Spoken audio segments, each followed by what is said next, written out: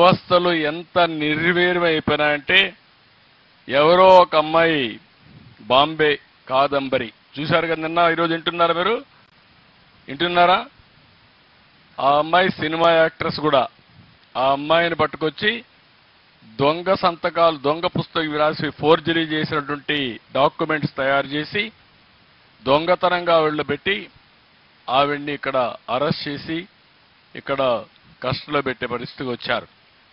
అంటే పోలీసులు ఎవరైతే ప్రజల ప్రాణాలు కాపాడవలసిన పోలీసులే ఇలాంటి పనులు చేస్తే ఇంకా రక్షణ ఎవరుకుంటుందని అడుగుతున్నా. ఇలాంటి చాలా సంఘటనలు జరిగాయి. అందుకే మీరందరూ గుర్తుపెట్టుకోవాల్సిన అవసరం ఉంది.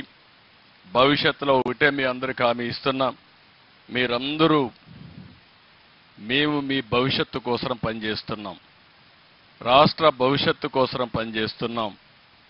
ఈ యొక్క చెట్లు పెట్టే కార్యక్రమం ఒక ఉద్యమంగా మనం ముందుకు తీసుకుపోవాల్సిన అవసరం ఉంది. దీనికోసమే ఈరోజు మేము చెప్పినట్టు ఎక్కడ చూసినా 50% పచ్చదనం ఉండేట్టుగా చూస్తాం. నదుల అనుసంధానం చేసి ఎక్కడికక్కడ కరువు అనే మాట లేకుండా పూర్తిగా ప్రతి ఎకరాకు నీళ్లిచ్చే బాధ్యత, పోలవరాన్ని పూర్తి చేసే బాధ్యత తీసుకుంటాం. ఈ సంవత్సరం మీరు చూస్తే మంచి వర్షాలు పడ్డాయి. ఎక్కడ చూసినా రిజర్వాయర్స్ అన్ని కళకళలాడుతున్నాయి. ఇది శుభ సూచకం. మీ భవిష్యత్తుకు మార్పుకి మొదలు మెట్టు అని చెప్పి కూడా నేను మీ అందరికీ తెలియజేస్తున్నా.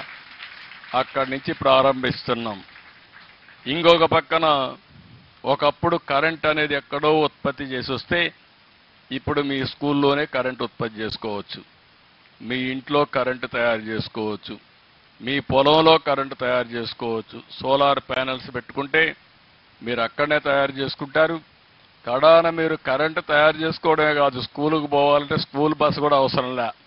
మీరు స్కూటర్ కొనుక్కుంటే, సైకిల్ కొనుక్కుంటే ఇంట్లో ఛార్జ్ చేసుకొని సైకిల్ కూడా దొక్కే పని లేకుండా మీరు స్కూలుకు పోయి మళ్ళా వచ్చే పరిస్థితి వస్తుంది. మార్పులు ఎంత వస్తున్నాయో మీరు పిల్లలు మీరు గుర్తుపెట్టుకోవాలి. ఒక విధంగా మీరు అదృష్టవంతులు మాకంటే. మేము చిన్నప్పుడు స్కూలుకు పోవాలంటే నడిచిపోయేవాళ్ళం 6 కిలోమీటర్లు. ఈరోజు మీరు ఏది కావాలన్నది వచ్చే పరిస్థితి వస్తుంది.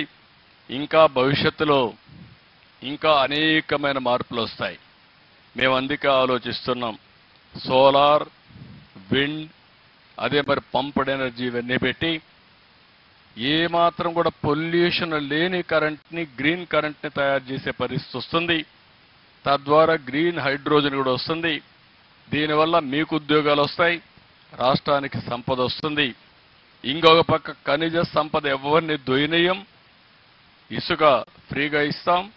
ఇంకొక పక్కన మీరు చూస్తే ఏవైతే పరిశ్రమలన్నీ ఈ యొక్క ఖనిజ సంపదతో మనం తయారు చేసుకునే పరిస్థితి వస్తుంది. కడాన నేను ఒకటే మిమ్మల్ని అడుగుతున్నాం, సమాజం అంటే జీవ వైవిధ్యం ఉండాలి. దేశం అంటే అడవులు, జంతువులు, పక్షులు, జలవనరులు అన్నీ కలిస్తేనే ఈ యొక్క సమతుల్యం ఉంటుంది.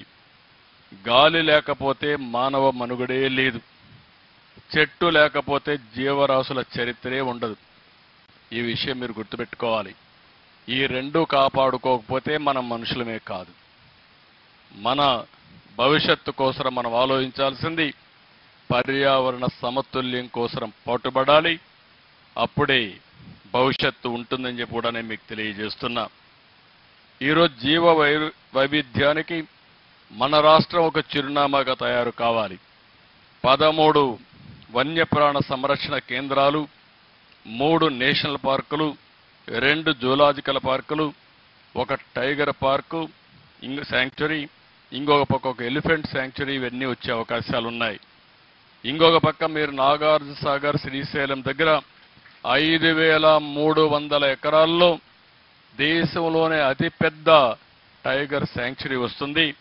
80 పులులు ఉన్నాయి. కాబట్టి మీరు ఎప్పుడన్నా పులులు చూడాలంటే నేరుగా నాగార్జున సాగర్కి పోతే పవన్ కళ్యాణ్ గారిని ఒకసారి తలుచుకుంటే పులుల దర్శనం చేసుకొని మీరు రావచ్చు. అలాంటి సఫారీ తయారు చేస్తున్నాం. ఇది కాకుండా ఇంకొక పక్కన మీరు చూస్తే ఎవరైనా సరే ఈ యొక్క అడవులను కానీ విధ్వంసం చేస్తే వదిలిపెట్టాం. ఎవరైతే రెడ్ శాండిల్ స్మగ్లర్స్ ఉన్నారో వాళ్ళని హెచ్చరిస్తున్నా. ఇన్ని రోజులు మీరు ఆటాడారు, భవిష్యత్తులో మీ ఆటలు సాగనీయం. అవసరమైతే డ్రోన్స్ పర్యవేక్షణ పెడతాం. నీకంటే ముందు డ్రోన్ మీ అడవుల్లో ఉంటుంది. ఎవడైనా అడవిలో అడుగు పెడితే అదే చివరి రోజు చేసే బాధ్యత మాదని మరొక్కసారి మీ అందరికీ తెలియజేస్తున్నా, వాళ్ళని హెచ్చరిస్తున్నా.